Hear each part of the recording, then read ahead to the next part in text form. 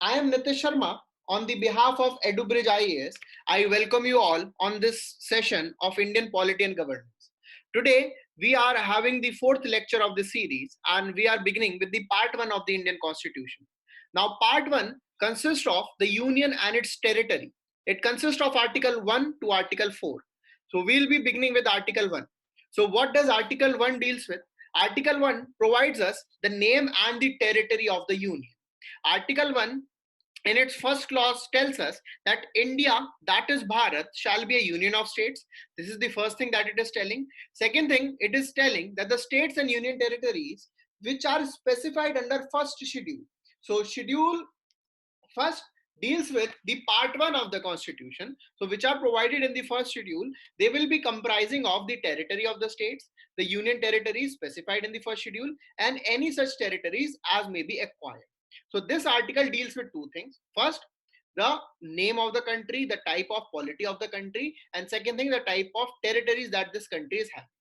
Now if we look at this article, इस article देख के हमको एक चीज बहुत अच्छे समझ में आती है कि इंडिया का नाम क्या है. It means formally when you have to call your country, so with which name you will be calling your country. For example, we know that the names of our country are India, Bharat, some people call it Hindustan, okay? So there are different names, but Article 1 clearly specifies that for all the formal purposes, for all the official purposes, the name of the country will be India in English language and Bharat in the Hindi language. And that is why you see the terms Government of India and Bharat Sarkar. This is the first thing which is specified. Second thing, it is specifying that India, we know that India is a republic. It provides that India shall be a union of states. Is it clear? It is saying India shall be a union of states. अब इसको समझने के लिए we must go to the next slide. Now, पहले just have a look at this and understand that what all are the part of this country. So India will be consisting of this whole territory. So in your comment section, just tell me how many states and union territories are there in India. Okay, how many states and union territories are there in India? In the comment section, tell me. And how do you know about that? Very good. 29 states, 28 states and 9 UTs, 28 states and 9 UT, 28 states and 9, 28, 8, 8. Very good. So this year, इस चीज पे भी confusion है ना कि कितने states कितनी union territory है, तो चांसेस है कि इस चीज पे क्वेश्चन आ सकता है, क्योंकि बहुत सिंपल क्वेश्चन है कि यूपीएससी क्यों पूछेगा कितने स्टेट्स कितने यूनियन टेरिटरीज हैं. लेकिन because of Jammu and Kashmir reorganisation and because of merger of Dadra and Nagar Haveli and Daman and Diu, this question may come. ठीक है, इसीलिए ये आर्टिकल बहुत इंपॉर्टेंट हो जाता है. तो आर्टिकल 1 की वजह से ही, because of article 1, we know that how many states and union territory are there in India, because article provides for the territory of India or union of India. Is it clear? तो जो चीज हमें बचपन से पता है कि इतने स्टेट्स होते हैं, इतनी यूनियन टेरिटरी होती है, वो एक्चुअली कॉन्स्टिट्यूशन के आर्टिकल 1 की वजह से हम लोगों को पता है, जिसकी डिटेल्स प्रोवाइड करी गई हैं in which schedule, first schedule. Is it clear? So look at the map, and on this map you can understand that in India at present there are 28 states. Earlier there were 29 states, but after the reorganization of Jammu and Kashmir, the state of Jammu and Kashmir is now having 2 union territories, that is Jammu and Kashmir and Ladakh. Then there were 9 union territories, however, with the merger of Dadra and Nagar Haveli and Daman and Diu. Look at this. Now they are a single union territory. So there are 28 states and 8 union territories in our country. Now there are two terms that you need to understand. One is Union of India, another is Territory of India. Union of India includes only those states which are having the distribution of federal power. ठीक है, तो इसको simple समझने का तरीका है कि union of India के अंदर सिर्फ स्टेट्स आते हैं. So if someone ask you that how many states and union territories comes under Union of India, so answer will be 28 states only. The union territories will not be coming under Union of India. Is it clear? However, the term Territory of India includes the Union of India plus Union territories plus any other territory that will be acquired by India in future. ठीक है, that in future means कौन सी date की हम बात कर रहे हैं, we are talking about 26 जनवरी 1950. तो इन फ्यूचर हम जो फ्यूचर आइडेंटिफाई कर रहे हैं, हम आइडेंटिफाई कर रहे हैं 26 जनवरी 1950 से, जिस दिन this constitution was enforced. Is it clear? So territory of India includes 28 states, 8 union territories and any other territory which we may acquire. ठीक है, this is what is provided in the article 1. Other important thing that you need to understand here is that the term union of states, the term union of its states has become a matter of debate in the Constituent Assembly, because some people say that India is a federal country, some say India is not a federal country. अब ये question मैं आपसे भी पूछता हूं, that is India a federal country or not? Give me your answer. Is India a federal country or not? In your comments please post, is India federal or not? जिनको federal नहीं पता है कोई बात नहीं है, ठीक है, जिनको फेडरल का मतलब नहीं पता है कोई बात नहीं है, with time you will understand what does federal mean. Very good. Some are saying federal, quasi federal. ठीक है, अच्छा एक बहुत सिंपल एग्जांपल देते हैं आपको, बहुत सिंपल एग्जांपल, ठीक है, बहुत सिंपल एग्जांपल देते हैं कि किसी का नाम है, अगर let us take someone's name is Suman, someone's name is Suman, ठीक है, that someone asks that person's gender, if someone is asking that person's gender, तो आप क्या बताएंगे? जो वो अपने आप को बताएंगे वही एक्सेप्ट करोगे ना. If Suman is a male तो you will accept Suman as male. आप ये नहीं बोलोगे कि फीमेल्स का नाम भी सुमन होता है तो सुमन जो है मेल नहीं हो सकते. जो सुमन बताएंगे या बताएंगी, they that will only be the gender of Suman. It may be male, it may be female, it will be transgender. Quasi कुछ नहीं होता है, क्वाजाई तो किसी का मानना है. और ये आइडिया किसका है? ये जो आइडिया है, this idea is of K C Wheare. This is the idea of K C Wheare that India is a quasi federal state. हमको किसी के आइडिया से क्या मतलब है? सुमन को जो जेंडर है वो सुमन बताएंगे ना, कोई और से क्या मतलब है? यही समझिए, इंडिया की जो पॉलिटी है वो केसी वेरे क्या बोल रहे हैं, ये हमका मतलब इस चीज से. तो पहली चीज, India is not quasi federal, India is a federal country. India is a federal country क्यों? क्या इंडिया में यूनियन गवर्नमेंट है? क्या इंडिया में स्टेट गवर्नमेंट है? क्या इंडिया में स्टेट्स में जो है चीफ मिनिस्टर, लेजिस्लेचर है? बिल्कुल है. क्या इंडिया में हाई कोर्ट्स हैं? बिल्कुल है. क्या इंडिया में जो सिस्टम है वो लिस्ट सिस्टम डिवाइडेड है? बिल्कुल है. अगर ये सब चीजें हैं तो इंडिया क्वाजाई नहीं, India completely federal country. Is it clear? अब यही डाउट कॉन्स्टिट्यूएंट असेंबली में उठा कि अगर इंडिया फेडरल है तो why we are not writing the word federal, why we are using the word union of states. सवाल उठा कि अगर किसी का नाम एक्स है तो एक्स नाम मेल जो रखते हैं वही नाम रखो. आप कंफ्यूजन क्यों क्रिएट कर रहे हो कि फीमेल्स के भी वही नाम होते हैं और किसी और के वो नाम होते हैं, तो कंफ्यूजन क्यों क्रिएट कर रहे हो? तो इसका एग्जांपल डॉक्टर अंबेडकर ने कॉन्स्टिट्यूएंट असेंबली में दिया था, वो हम चीज डिस्कस करें. That India is a union.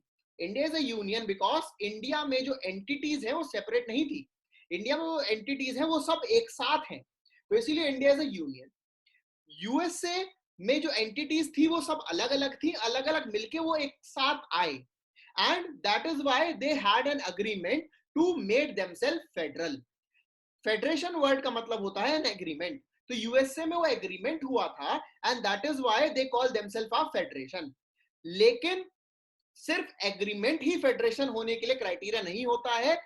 Federation बनने के लिए आपको और सारी कंडीशंस पूरी करनी होती हैं जो इंडिया में कंप्लीटेड हैं. And that is why doctor Ambedkar ने बोला that with our formation we are not federal, but that does not mean that we are not federal. तो इसीलिए वर्ड यूज किया गया यूनियन ऑफ स्टेट्स, यानी कि इंडिया में एक कंप्लीट एंटिटी इंडिया ही है. इंडिया में स्टेट्स की कोई आइडेंटिटी इंडिया के बढ़कर नहीं है. Let us take an example, Uttar Pradesh. Uttar Pradesh के बारे में अगर आप जानेंगे तो आप यही पढ़ेंगे that Uttar Pradesh is a state in India. आप ये नहीं मानेंगे कि उत्तर प्रदेश एक सेपरेट एंटिटी है, बिकॉज इसका दूसरा एग्जांपल लेते हैं Andhra Pradesh. Andhra Pradesh is a state in India, उसकी सेपरेट एंटिटी अगर होती तो Andhra Pradesh would not have been divided into Telangana and Andhra Pradesh. तो इसीलिए इंडिया में फेडरेशन नहीं है, यूनियन ऑफ स्टेट्स है. And Indian union of states consist of an indestructible union, यानी कि इंडिया का डिस्ट्रक्शन नहीं हो सकता है विद डिस्ट्रक्टेबल स्टेट्स, यानी कि इंडिया में states can be divided into more than one units. For example, Jammu and Kashmir was reorganised into two union territories. Similarly, Maharashtra, Bombay province were earlier divided into Maharashtra and Gujarat. So the indestructible union of destructible states. However, America जो federation अपने आप को portray करता है, America is an indestructible union of indestructible state. America is an indestructible union of indestructible state. This is the meaning of the term in the Article 1 that says that India is a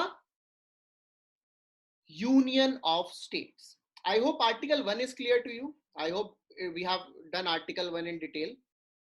Now let us go to Article 2. Now let us go to Article 2. Article 2 provide करते हैं the provision for establishment and admission of new states. ठीक है, admission and establishment of new state, यानी कि अगर हमारी country में कोई एंटिटी अभी है ही नहीं, कोई एंटिटी अभी है ही नहीं, तो अगर उसको इंडिया के अंदर इंक्लूड करना है या फिर कोई नई टेरिटरी एस्टैब्लिश करनी है. ठीक है, जैसे एक इंडिया में सेल्फ मेड गॉडमैन ने एक अपनी अलग कंट्री बनाई थी, कैलासा. मतलब इंडिया के एक सेल्फ मेड गॉडमैन ने साउथ अमेरिका में अपनी कंट्री बनाई थी, कैलासा. अगर मान लो इंडिया को उसके अपने आप इंक्लूड करना हो, ठीक है, तो वो कौन सा आर्टिकल के थ्रू करेंगे? आर्टिकल 2. अगर कोई एक टेरिटरी है which is right now not part of India. For example, अगर हम ये मैप देखें और इस मैप में इफ यू कंसिडर कि मान लीजिए यहां पर कोई एक आइलैंड है, देयर इज वन आइलैंड जहां पर no one is living and now we want to admit this island in India. तो आर्टिकल 2 के थ्रू करेंगे. यहां पर एक आर्टिफिशियल आइलैंड बना के इंडिया में इंक्लूड करेंगे तो आर्टिकल 2 के थ्रू करेंगे. That is the meaning of article 2. ठीक है, that is the meaning of article 2. So parliament by law, कौन एडमिट कर सकता है? Only parliament. Only parliament. जहां पे पार्लियामेंट लिखा है उसका मतलब पार्लियामेंट होता है. जहां पर लेजिस्लेचर लिखा है उसका मतलब पार्लियामेंट और स्टेट लेजिस्लेचर दोनों हो सकता है. जहां पर गवर्नमेंट है मतलब यूनियन या स्टेट गवर्नमेंट हो सकती है. तो वर्ड्स बहुत ज्यादा इंपॉर्टेंट है. कॉन्स्टिट्यूशन में अजम्पशन कुछ नहीं चलती है. Constitution does not work on assumptions. तो कॉन्स्टिट्यूशन में जो चीज लिखी है that is the line carved on stone for us. ठीक है, तो पार्लियामेंट में by law admit into union or establish new states on such terms and conditions as it thinks fit. अब article 2 concerns the establishment of new states which were not part of India. हमने आपको पहले बता दिया है, कुछ चीज जो इंडिया का पार्ट नहीं है ये फिर सिर्फ उसी के लिए. It is not for something it is which is not part of India. It means अगर कोई भी चेंज आर्टिकल 2 के थ्रू करना है तो that will not be applicable for POK, Pakistan Occupied Kashmir, because we consider it as a part of India. Though it is a disputed territory, but it is a part of India. ठीक है, तो वो article 2 नहीं use होगा. अब I have given example of Puducherry and Goa. I have given these examples because when this constitution was written, it was in year 1949 and 1950. 26 November 1949 it was complete and 26 January 1950 it was enforced. So at that point, Puducherry was under the French control and Goa was under the Portuguese control. So using the Article 2, they were later on included in the Union of India. ठीक है, Puducherry and Goa, they became the part of the territory of India. ठीक है, so that is the meaning of Article 2.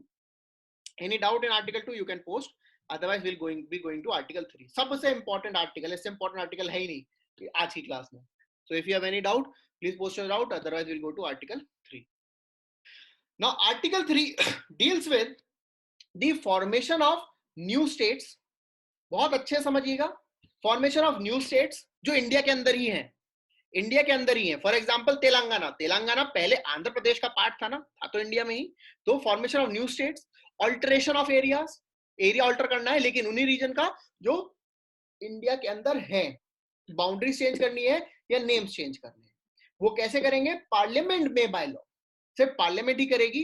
क्या कर सकते हैं parliament? Make new state by separation of territory from any state or by uniting two or more states or parts of state by uniting any territory to a part of any state. पहली चीज। Second, increase the area of any state. Third, diminish the area of any state. Fourth, alter the boundary of any state. Alter the name of any state. ठीक है, ये सब चीजें कर सकते हैं। अब जो है आपको एक चीज बताएंगे, जिन्होंने इस यहां तक देखकर वीडियो छोड़ दी है उनका बहुत बड़ा लॉस होगा। जो टिके हुए हैं, अब देखिए आपको कितनी मस्त चीज कराते हैं। क्या प्रोसीजर है नए स्टेट बनने का? यू ऑल आर कंफ्यूज्ड, तो अब नए स्टेट बनने का प्रोसीजर समझिए। इंट्रोडक्शन जो भी होगा, इंट्रोडक्शन होगा स्टेट बनाने के लिए, that will be only in either house of the parliament, B it Rajya Sabha B it Lok Sabha. जो इंट्रोडक्शन होगा नया स्टेट बनाने के लिए, नेम चेंज करने के लिए, बाउंड्रीज ऑल्टर करने के लिए, मर्ज करने के लिए, वो कहां होगा? सिर्फ पार्लियामेंट में। Remember, in Rajya Sabha for the Jammu and Kashmir reorganisation act it was introduced. ठीक है, सो इंट्रोडक्शन होगा। वो इंट्रोडक्शन तभी हो सकता है जब प्रेसिडेंशियल रिकमेंडेशन प्रोवाइड की गई हो। इंट्रोडक्शन प्रेसिडेंशियल रिकमेंडेशन के बिना नहीं हो सकता है। ये सब क्वेश्चंस हैं, ये सब यूपीएससी में क्वेश्चंस आ चुके हैं। ठीक है, तो यानी कि introduction in either house of parliament, this introduction can only be there after getting the presidential recommendation. Presidential can only recommend if the presidential has already taken the opinion of the state legislature concerned.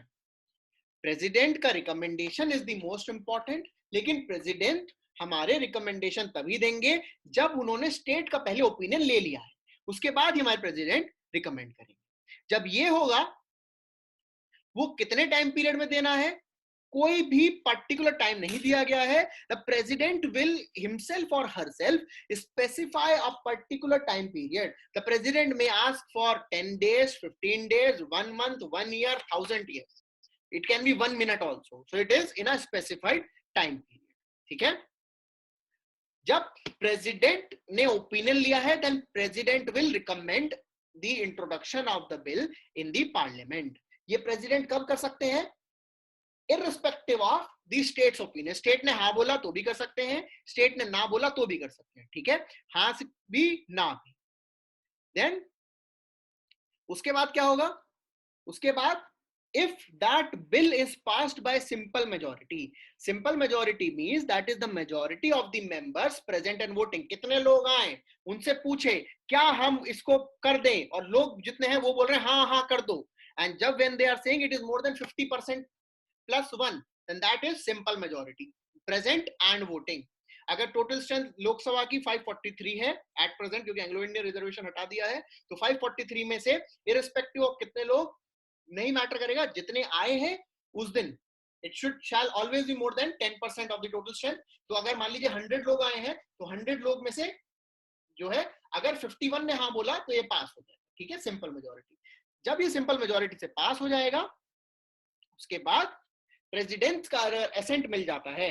If the presidential assent is given, then the state reorganization will be complete. The state reorganization will be complete. This is how the states are created. अब बहुत अच्छे समझिएगा steps कैसे याद कर रहे हैं।